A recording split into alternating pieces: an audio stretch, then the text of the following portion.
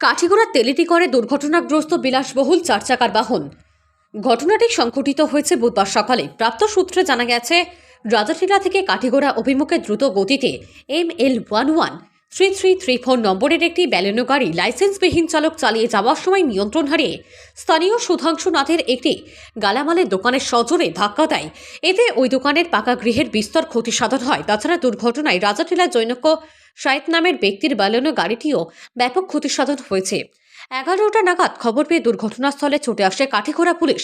তারপর শুরু হয় থানায় মামলা না করে কম্প্রোমাইজ করার প্রচেষ্টা। এক ব্যক্তি তো পুলিশের এক কর্তাকে রীতিমতো বলেই দেন যে উভয় পক্ষের কম্প্রোমাইজ হলে পরে পুলিশের সাথে দেখা করবেন, আর না হলেও দেখা করবেন তিনি। বেশ কয়েক ঘন্টা দফায় দফায় দোকান মালিক পক্ষের সাথে বাইক মালিকের পক্ষের আলোচনা হয়। অবশেষে দুর্ঘটনাগ্রস্ত বাহনটি পুলিশ উদ্ধার করে নিয়ে আসলেও কোনো মামলা হওয়ার খবর পাওয়া যায়নি।